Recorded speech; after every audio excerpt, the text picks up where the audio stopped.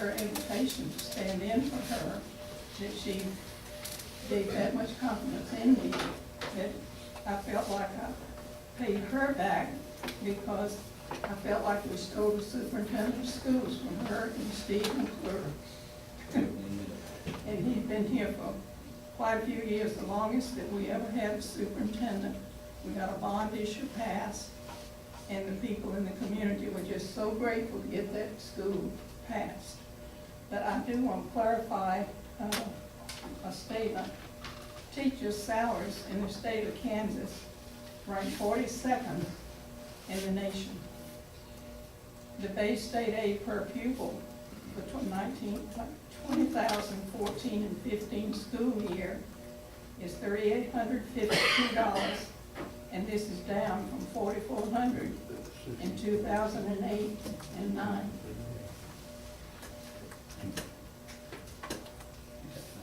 No. A little bit, about 15 seconds. Some state aid has increased for the funding of capers and capital improvement aid, but it cannot be used for teacher salaries. So that probably answers why teacher salaries are so low nationally. Okay, I'm sure they come. Are there any questions for Mildred, for the Board of Education? Go right ahead, sir. Stand up, please. Yes, I have a question for you. I do have one question. Under board of, you talked about the per pupil cost. Does that cover the teachers' benefits and everything else, as well as does it cover their pay? Does that come out of that per pupil amount? The per pupil amount goes into the local treasurer. The salaries are settled on each local school district. And the students per pupil is what they base the whole picture on, that it costs per pupil to educate that child. And teacher salaries and the whole gamut, bus drivers, everything comes out of the cost per pupil. You stated, though, that the capers was not part of that. Is that not a part of the teacher salary as well as some of the other parts? No, the teacher salaries have to pay the capers. That's their personal, you might say. Is it not that? I'm sorry. No, it's I not. don't repeat it. I mean, I appreciate it, but we've got a rule here. Does anybody else have, and I can go back to you for one more. No, that's no fine. problem. But does anybody else have for the candidacy of Janet Wall for the state board? Or Bill? Just curious on follow-up there, the capers is a matching fund, right? Teachers pay a certain amount in the state? Am I wrong? It isn't the state, it's the local issue, isn't it? Yeah. Capers? Yes. There's no state money in capers? Well, all the money that comes from state, basically, and then it's divided up, scattered out, and put into different categories. Are there any other questions? Thank you, Mildred.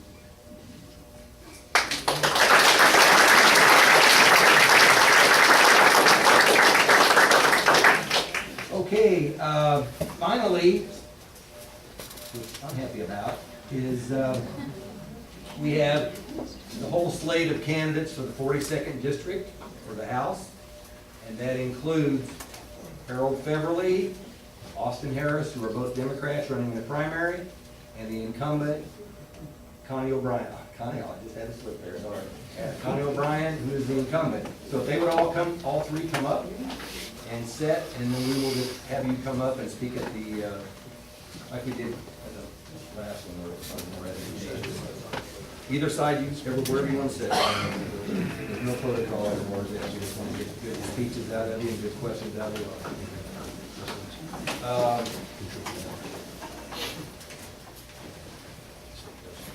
Was there a point, how many were first that you're and then just a protocol? What you'll be in, since we've got, each get a 3-minute speech, and then you get a 1-minute rebuttal. And I can let it go longer than that because we're happy that everybody's up here at the primary.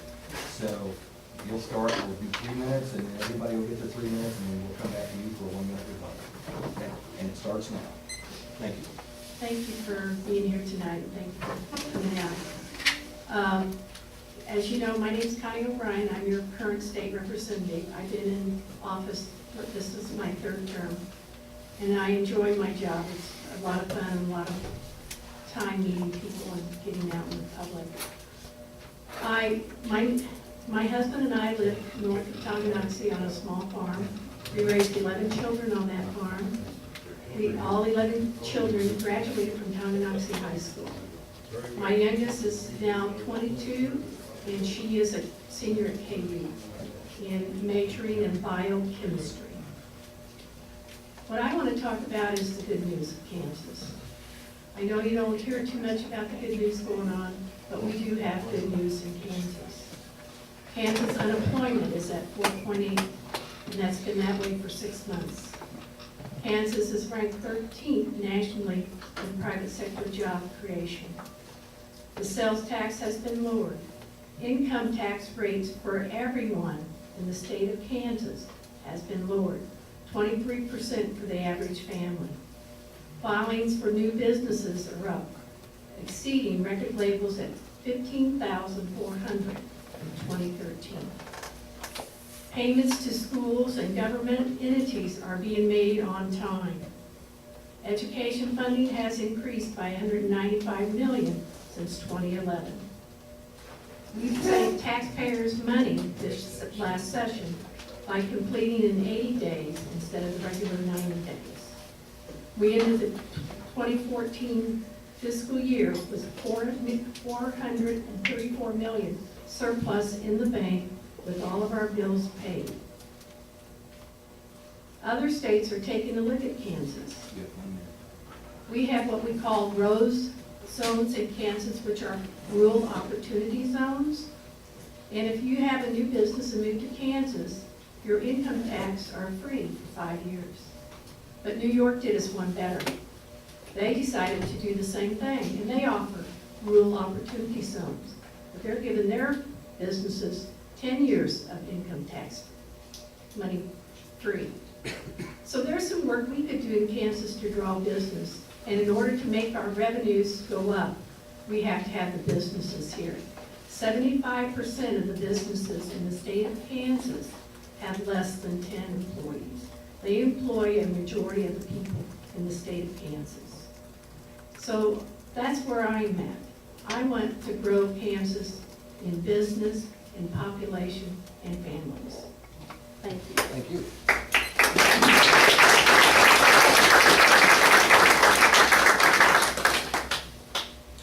We will now hear from Mr. Harold Beverly, who's also a candidate on the Democratic side. And your time starts right now. Thank you for showing up tonight, I appreciate it. My name is Harold Beverly, Jr. I'm a Democrat running for the 42nd District. I'm pro-education, pro-teachers, pro-Kansas, pro-jobs, and pro-labor. I'm endorsed by the KNEA, the Tri-County Labor Council, and all their members. 51 years old, been married for 31 years, and have one daughter. My mother is a former school teacher. I own and operate a farm, family farm in western Leavenworth County, 110 acres. I lease up to 1,000 acres every year. I am now the Director of Facilities, Grounds, and Security for Easton School District 449. Within the last 2 years, I've overseen a $2 million building improvement for our elementary school. We had to do that in order to shut down a school that was about 8 miles north of us for budget reasons. I served on the school board for Easton. During that time, we brought the busing in-house, something I was very proud of doing. Saved a lot of money for the school district out of the way. Fair board member in Leavenworth County for 10 years. Was a 4-H volunteer for about 17 years, 4-H leader. I've been very involved with the agricultural youth of Leavenworth County for most of my adult life. I'm a livestock buyer every year at the fair, support the kids. Youth softball coach for Easton for 10 years for girls. Very proud of that. We had a really good softball team for 10 years. My father's family originally settled in eastern Kansas. My mother's family originally is from Tonganoxie, Kansas. My grandmother was a freeman. My great-grandmother was a bot. So most of my childhood I was spent right here in the swimming pool in Tonganoxie, or parents and or relatives' houses in Tonganoxie. Okay. We do have a primary August 5th. I'd appreciate your vote. Thank you.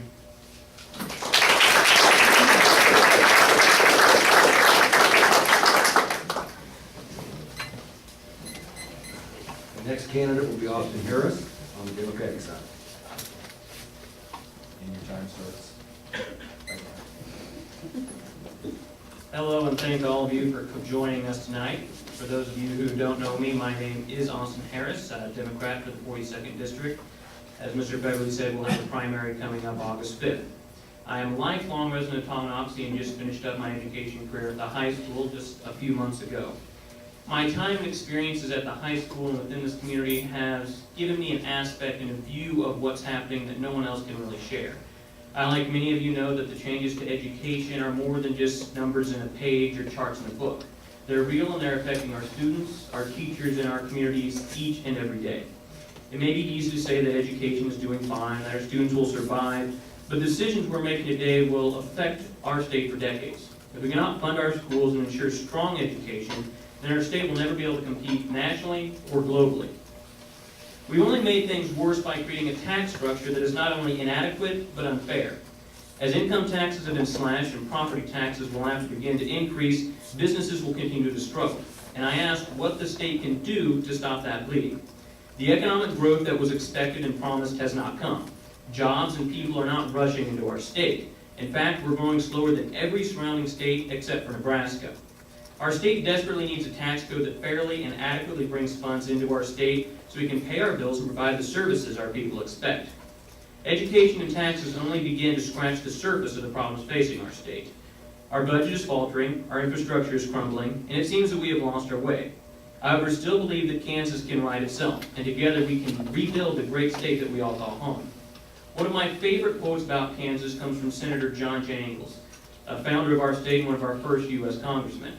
He said in the late 1800s that Kansas is indispensable to the joy, the inspiration, and the improvement of the world. He was talking about a Kansas that was changing history and shaping our country and the world that we were in. Kansas was the first state to put suffrage on the ballot, and the first state to start the abolition movement. Kansas was changing our country for the better, and I believe that together we can restore that. I believe that together we can all work to make Kansas a state we're proud to call home, a state that once again changes history itself. At the end of this election, we have two choices.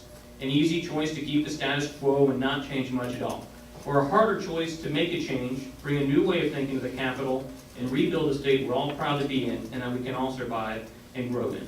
Thank you.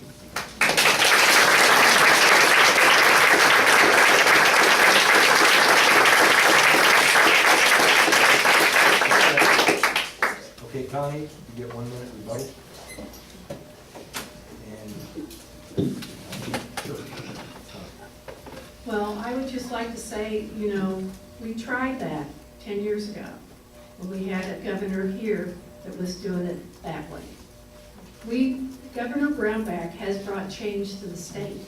He's improved the funding for education. Right now, 51% of every tax dollar goes into education. When you put in higher ed, we're up to 63% of our budget is going to education. The average student in the state of Kansas gets $12,800 when you consider all sources of funding, which includes what the state puts in, and we start at $3,852. And by the time you add in all the weightings, you're anywhere up to $6,000, $7,000, or $8,000. Some of the other schools in this area get $13,000. One school gets $18,000 per student. So I think we are funding education. It just decides where you put your money.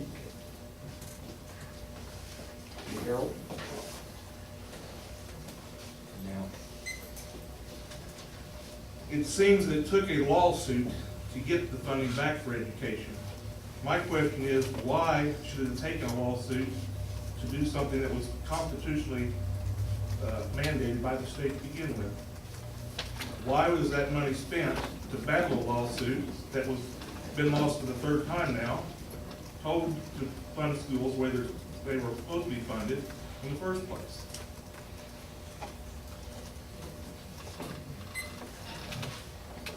Austin, you have 1 minute.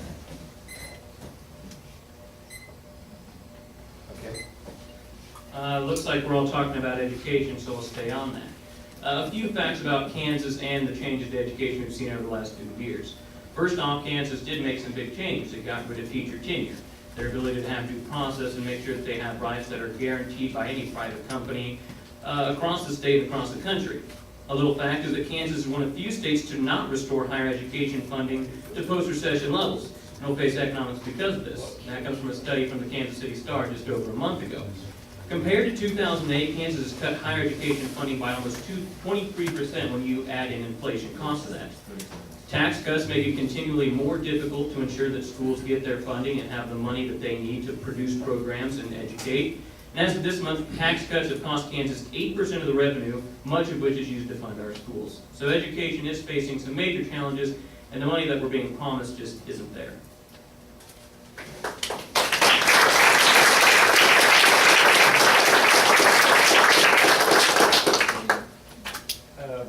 I want to be really clear about this because you're all here. Does everybody feel like they've got another minute's worth, or do you want to take, or are you in agreement to take questions from the public? Okay, that's fine. I just want to get it clear. Okay, what I want to do is open it up to questions. You can ask a question of any candidate, or you can just say, I want this for all candidates, but you can be specific, and I want, like I said at the beginning, make the question specific and don't reinvent the wheel. So, who wants to ask a question? And I'll get to everybody. Go ahead, Dave. One of the issues that Now, affects, who are you, is this for all, or? this is for all. One of the problems that has affected education is capers. We had a $10 billion liability with capers, and this is the first year that we've paid that down in probably 2 decades, some of that liability. What plan do we have next year to pay it down even further, or to address that liability, if you are elected? Who wants to answer that? Go ahead. Everybody's got a chance on this, it's just it's your decision. It was, you're right, for years, capers was never addressed. In fact, everybody wanted to stay away from capers. They wanted to kick the can down the road. In 2012, we took the first step in addressing capers, making the changes necessary to make capers solid in the future. And that's the way we keep looking at it. We're always looking for changes to make the capers, so everybody that's entitled to it receives it. And that's where I'm at. I'm at finding ways to make sure capers is solid. One of the things we've done is all the buildings that the state of Kansas owns, all the money from those goes directly into capers. Some of the state gambling money goes into capers. So we are looking for alternative ways to bring that liability, so it won't be a liability in the future.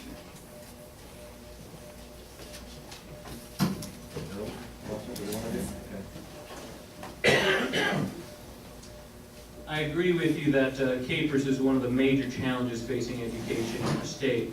And I'll be honest, there's not necessarily a perfect answer to it. At the end of the day, in order to keep capers, people on both sides of the equation are going to have to pay more money. There's a massive swelling of who's going to be taking capers, and there's not a perfect solution. My biggest concern with capers is making sure that it's not pushed down from the state level to local school districts. We all know that school districts just can't handle funding capers. And so we have to keep it at the state and look at options to make sure the state continues to help fund that capers program. The money that we've been working with in 2012 was only a small dent, so we're going to have to really take a challenging look at capers in the next legislative session. And I don't have a solution for you right now. I don't know what the best answer to capers is, but I can tell you we have to find one, and when we find something that can solve capers or at least make it better, we're going to look at that and we're going to take care of that. Greg, I saw your hand go up. Just stand up, and is it directed at one particular or all? Austin, but everybody can answer. I'm just curious, as the state realized it increased in revenues this last fiscal year? You can answer from the back, whether you answer from the back. And you were asking if the state's seen increased revenue over the last year? Correct. No, if you actually look to last month when the budget came down, we were $300 million short of the estimates, a little over that actually. As I said earlier, tax changes have cut about 8% of the revenues as of this month, and that's only going to continue to get worse as the tax code gets smaller and smaller. We haven't yet found a way to offset that. We assume that businesses and people and jobs would come rushing in, but Kansas isn't growing that fast. And in fact, our unemployment ticked up last month. Indicators statewide and nationally are showing that we're not seeing more revenue, and we're going to have to face a way and figure out a way to replace the revenue that's being lost by the tax cuts enacted over the last 3 years. Is it Ron Estes' department? Hold on a second. I said something about follow-up. Go ahead and stand up if you want to follow it up, but I don't want to get in the habit of doing follow-ups all the time because we're going to We'll run. let everybody else respond. That's Okay, that's what I'd rather do right now. Okay, go ahead, Sean, if you'd like to respond to that or however you want. One of the ways that we can increase our revenues is through job creation. And my motto has always been, not taxation, job creation. And I look for that to be the way of the future. Our kids need a future where we're not in debt and we're not taxing them to the ends to where they don't have money to live on. And that's the way that we seem to be going nationally. And I don't want that to happen in the state of Kansas. I want my kids and my grandkids to have what I had. A nice home, a nice family, and growth. And we have to do that by creating jobs for our citizens. Anybody else want to? Are there other questions, please? Sir? Yeah, who's the director to? Just anyone. Okay. There were a couple studies by Forbes magazine. I believe the New Yorker or the New York Times did a study where it said that basically on the Kansas tax cuts that if we continue going the way we are, we're going to be in the hundreds of millions of debt. What are the candidates against to offset that? And there have been several other economists that have said that. Well, I'll tell you right off that there's no way we can do that because Kansas cannot have a deficit. Our laws are written to prevent that. Kansas, according to statute, cannot end in a deficit. So whatever we have to do to prevent that, that's what we do. And right now, we're not on that track. What you're hearing is about a static model where you just take last year's revenues and the taxes and everything and put that and just build that on out in the out years.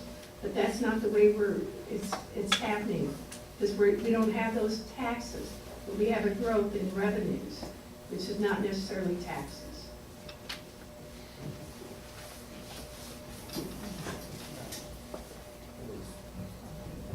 I'm sorry. Does everybody respond to that question? Okay, go ahead and respond to that, and I want to keep this thing. And you were talking about the reports from several international magazines. They're absolutely right that Kansas is going to face a revenue shortfall. Representative O'Brien is also right that constitutionally Kansas cannot run at a deficit. So what happens is the state's going to realize that we're running out of money. We're going to be hundreds of millions of dollars short, and we're going to have to drastically cut programs across the state in order to keep ourselves running. It's not like because we can't run at a deficit, we just get to ignore the money problem. What it means is that we have to cut programs until they're basically skeletons of what they used to be. There's no real answer to the fact that the jobs and the economic growth is not coming in. Every economist and every indicator across the nation is showing that there isn't the job growth, there isn't the economic growth that we were promised when these tax cuts came in. And we can't continue to assume that it's magically going to happen, jobs are going to come rushing in, the economy is going to grow, we won't have to worry about it. We have to look at how we can, through taxes and through funding, change it before we're finding ourselves in 2016 looking at several $100 million not in the budget and saying, what do we cut and how hard do we cut it? Kathy? For Connie, can you explain the difference between taxes and revenues? I don't quite understand. Well, taxes are something we pay. Yeah. Revenues are something that is collected through the state through other sources. Such as, Stand up. Yeah, what other sources? Gambling, you know, we get money from gambling, and when you buy a car, you know, we get taxes, yeah. I mean, other than gambling, what other revenue source is there besides tax? Well, I mean, when whether you call it a fee or Okay, tax. okay, let her what other answer. revenue When sources? people have jobs, they spend money, and they buy products, and we get revenue for their products. They give that to the state. I Sales guess that's a form of tax, yeah. So I guess that's how we do it. Okay. The revenues are taxes that come in to the people, but they're not burdensome taxes, is the way I look at it. These are not taxes that cause harm to people. Like, you know, some people have trouble paying just taxes, like property taxes, taxes to get tags for their cars. I mean, I can remember my dad having to put his car in the garage because he couldn't pay the taxes. So, you know, I don't want that to happen to people. So I want to see us have lower taxes and maybe get more taxes from other sources rather than just keep asking, you know, people to pay more in taxes on property and other things. Because I had a bill one time where we were gonna try to lower the property taxes by also giving elderly people having their taxes frozen once they retire and their only source of income is their retirement. You know, there's options out there.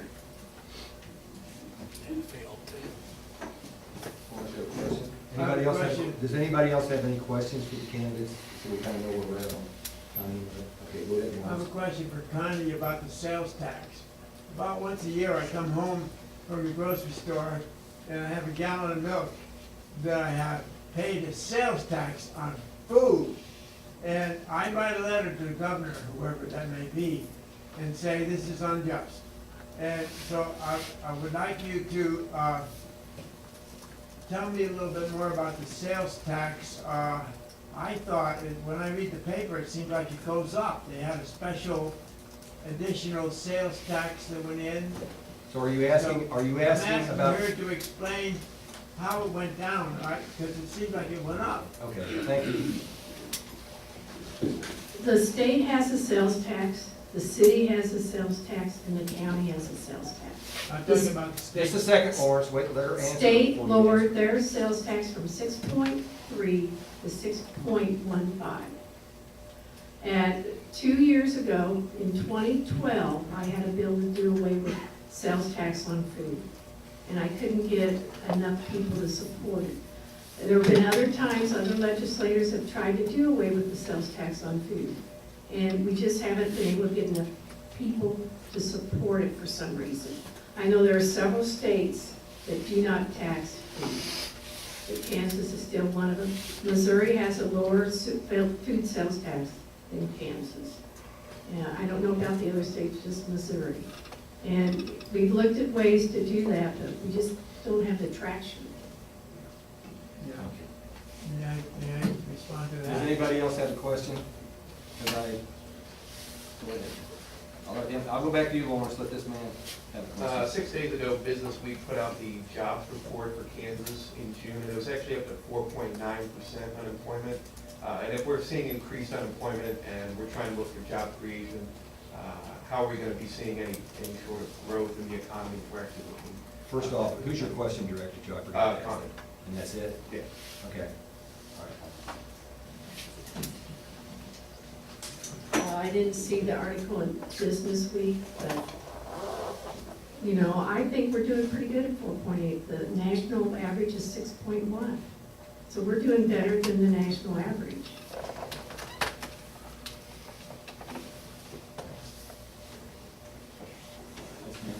I have a question for Connie. Since you kind of talked about supporting education, what's your rationale for voting to get rid of tenure for teachers? We did not get rid of tenure for teacher. Tenure is longevity. We took away the state mandate for that. Local school boards can decide to give that. Local school boards can decide to do due process. That's all we did. We took away the state mandate. It is no longer mandated that it be offered. So you work with your local school board, that's what your union's job is to do, is to get the local school board to go along with it. Many of the school boards across the state have kept it.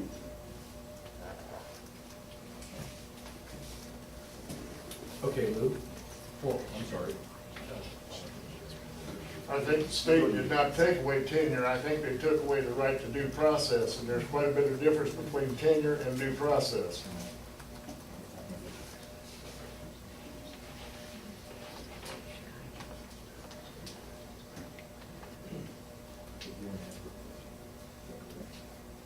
Okay, there's protocol here, so I'll let you ask the question.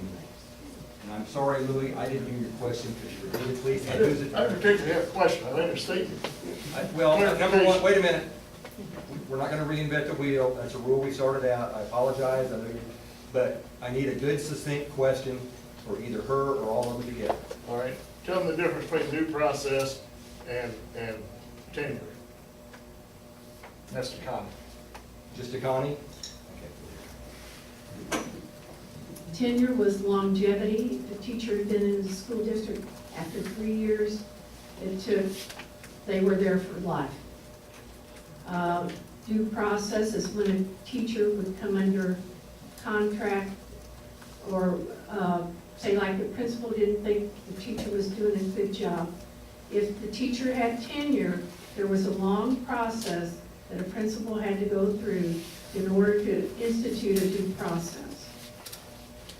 A due process is whether they could fire or the teacher got to keep the job.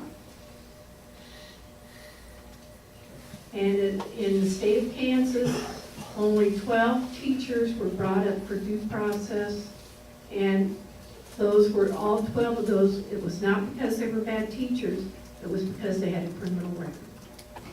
Okay, Lily, you want to ask a question? There is, everybody that's in the audience is a voter, so I don't care if you're running for office, you do have a chance to ask a question. The same rules, everybody, succinct. Thank you. One of the things I want to address here is that the county is not the entire legislature. Well, I know, but I don't want to say, but I want the question, what I want the question. I'm the thing that's taken to Representative O'Brien here.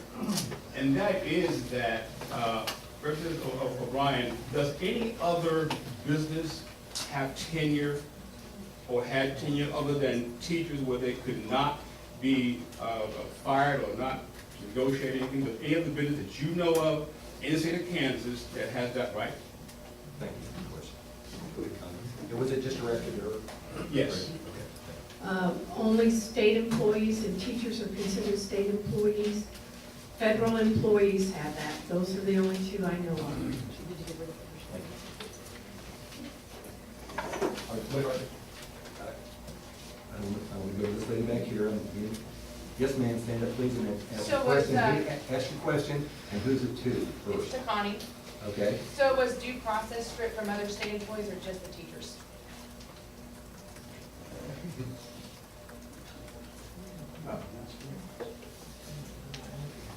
It wasn't stripped. Under federal law, there is a due process clause.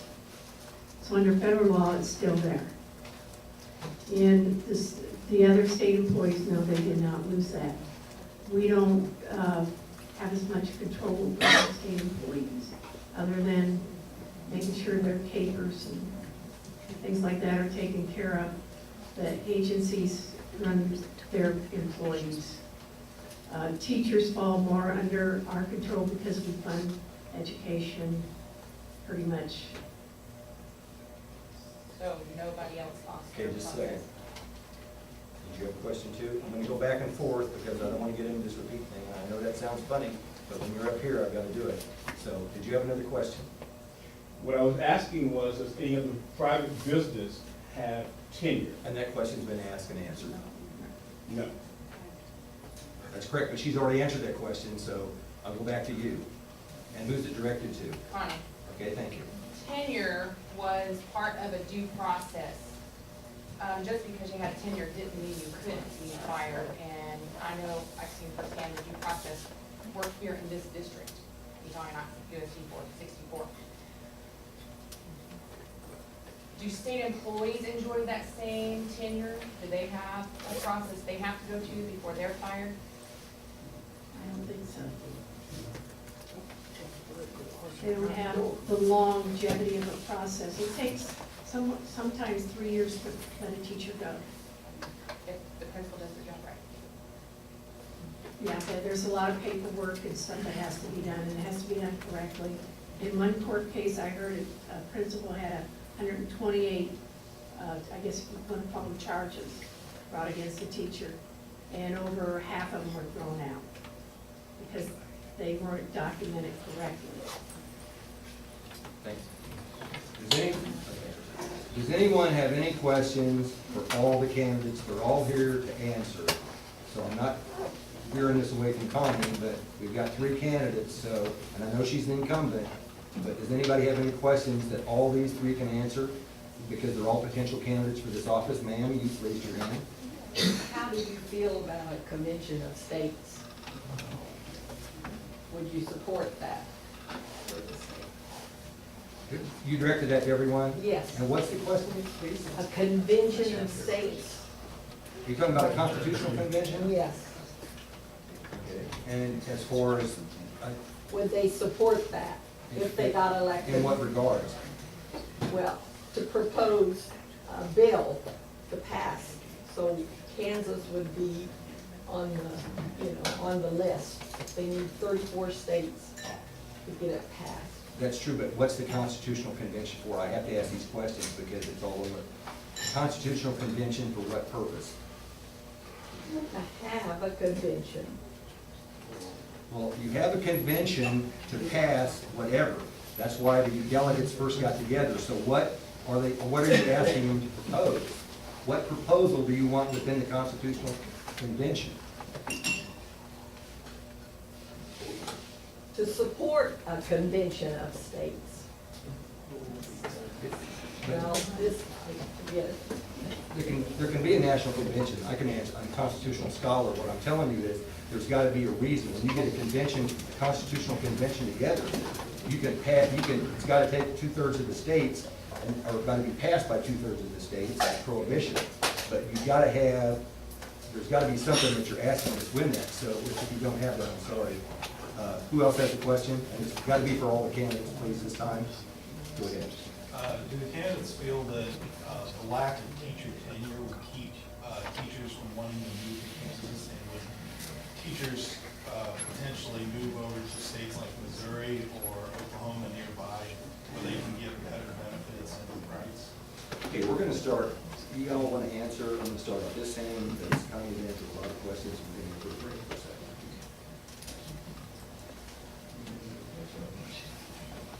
I think there's several factors that have come to light over the last few years that make Kansas a less competitive place for teachers to come work. They haven't enjoyed the same cost of living increases that other states have. Their rights have been significantly reduced, and they didn't have as many rights as many states did in the first place. So even at the beginning of this legislative session, Kansas wasn't especially competitive for teachers to come here.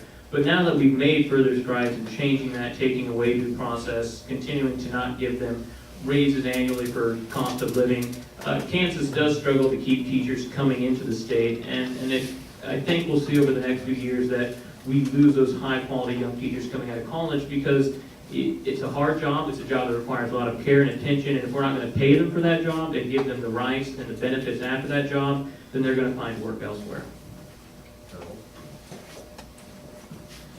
If you want to respond, that's the point. This just happened in our district this week. We had 2 teachers, 12 days before school starts, call in and resign. They went to different states for that exact reason. They do not feel they were treated here or wanted in the state of Kansas, so they went elsewhere. Thank you. We are not the only state that doesn't have that.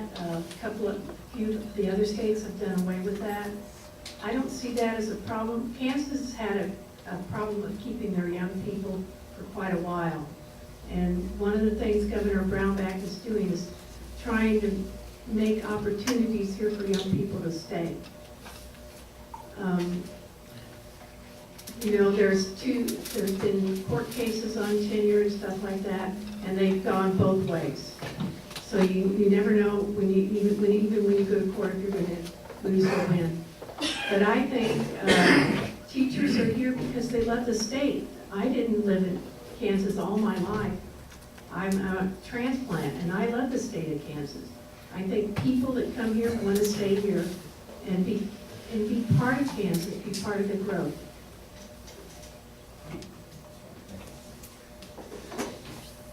Are there any other questions on any other subjects? Mr. Bixby? And who's it directed to? Everyone? All of them. Okay, fine. We've heard a lot about education tonight, and that's certainly very important. But you don't know what committee you're going to be serving on. You don't know what your life experiences are going to be that allows you to serve on other committees. Yes, I have to reproach it. It's gotta be a question. I No. understand that, but it's gotta be a question. My question to you is, what do you bring to the table that's going to allow you to serve on which committees that are going to make a difference for the people of Leavenworth County? Now, is this to everyone? Everyone. Okay. Do you want to start at this time, so we start at the other end, or how do you want to go? Well, I've never served on the education committee in the House. I've served on ag, election, Fed and state, social service budget, education budget. What I bring is, I was a mother for 11 years, and I raised kids, and I went to their schools. I worked as a substitute teacher. I taught special ed for a year. So I think I have an insight into education. And I think I can take what I've learned just being a mom and being involved in my community and in learning about politics to the table. And I want to continue to do that. Thank you.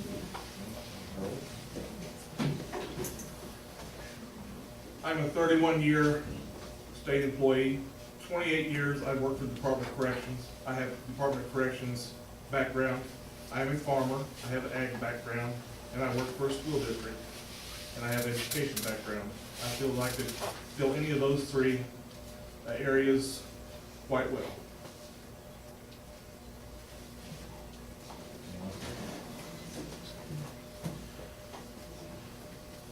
Mr. Bixby, you're absolutely right that we don't know necessarily what committees we're going to be on, so it's hard for me to address each committee and how I would be good or how I could serve that committee specifically. But I can say in general terms that I may not have life experiences that everyone else up here has. With aspects to education, I've been right there as this change has come down. I haven't just been overlooking it, but I've been sitting in the classrooms experiencing the changes our districts are going through. So I feel like I'm especially suited to speak on education on behalf of students. For the other aspects, I can tell you I'm willing to work with people. I understand a need for cooperation, understanding, and listening. I'm not going to close my ears if I don't like an idea. I'm not going to immediately reject someone because we don't see exactly eye to eye. I'm going to listen, I'm going to work together, and I want to hear what people in the district, what people across the state have to say about how we can make Kansas better. So any committee that I'm put into, and in any committee I have a voice in, I'm going to make sure that that voice reflects my district and what those people want. Thank you all. Are there any other questions? Can I ask a question for Glenn? Yes, I just want to know who it's directed to initially, and Okay. Now that you've stated that you were a former educator, can you justify your reasoning in voting yes to remove tenure? Can you back on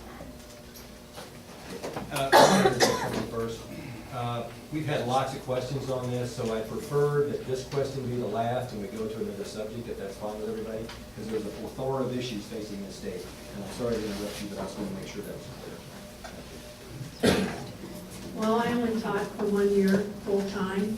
Most of the other time I was a substitute teacher. So I didn't have tenure. And I meant that as totally appreciating the questions. Part of this issue is to get more ideas out from these candidates about what they're doing, so we want to do that. Does anybody else have a question for all these candidates? Or any particular? Ed?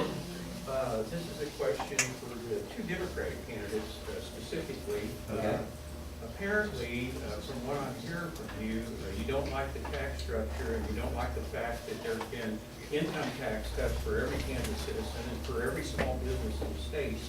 So it sounds to me like you're wanting to reinstate those taxes. Is that your position?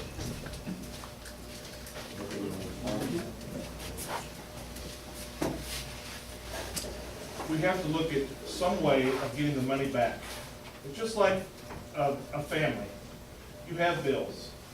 You can't go and just take 1/3 of the money away from that and not expect to pay your bill. You can't do it. You cannot do it. It does not work out. The people who got the tax cuts mostly were the richest people in Kansas. The millionaires and billionaires. That is who got the tax cuts. They pay zero taxes. That leaves it up to us now to pay the taxes. Property taxes are going to go up to make up the difference. Yes, they are. Austin, you want to respond?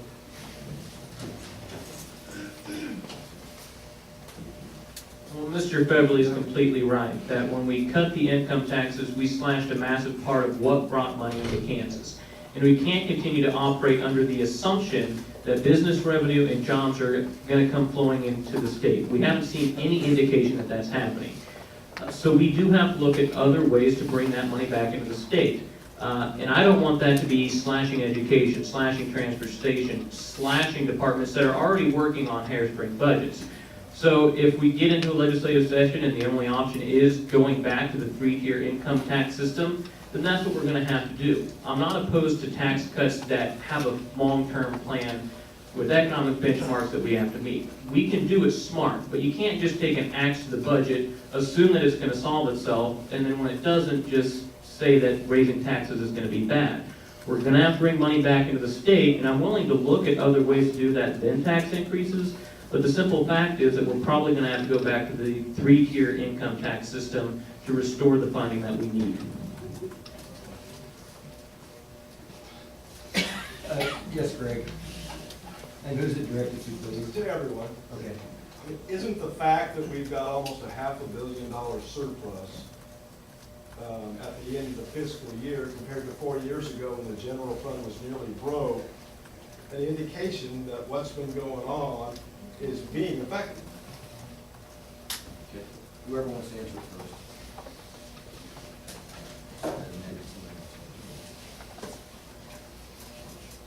Well, there is a $500 million surplus in the budget right now, but first we have to understand that that's well below what the estimates were at the beginning of this fiscal year. Just a second.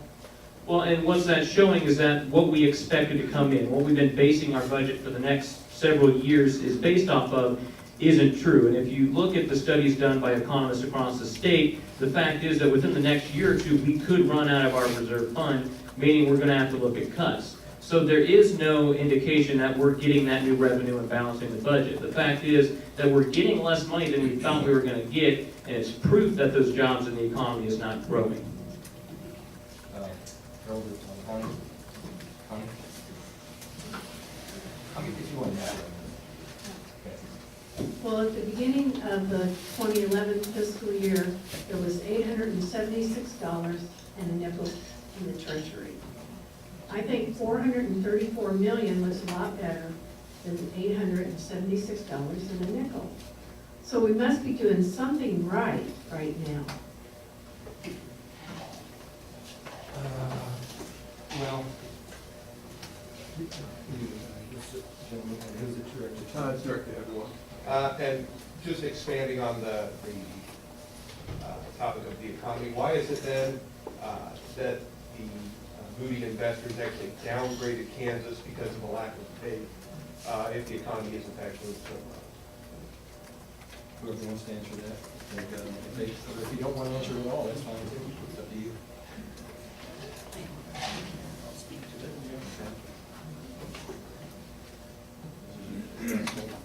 I don't necessarily have an argument as to answer that because I agree with you that the economy is not doing that well. Moody's stated in the report that they were downgrading our rating because they lacked faith in our administration and our legislative body's ability to fund our state. So if Moody's is willing to downgrade our report for the first time in years, it shows that they, like many investors, lack confidence in what the state is doing. The reason we were downgraded was because of our Capers liability. That needed to change, and we're working on it. And the other reason it was downgraded was because we're spending too much money. Just a second, Mr. Fitzgerald has his hand up. I'm sorry, but That's okay, but who's it directed to? you, Me? yeah. My apologies for putting my hand up. The representative has answered it. Moody's did not say what was said before.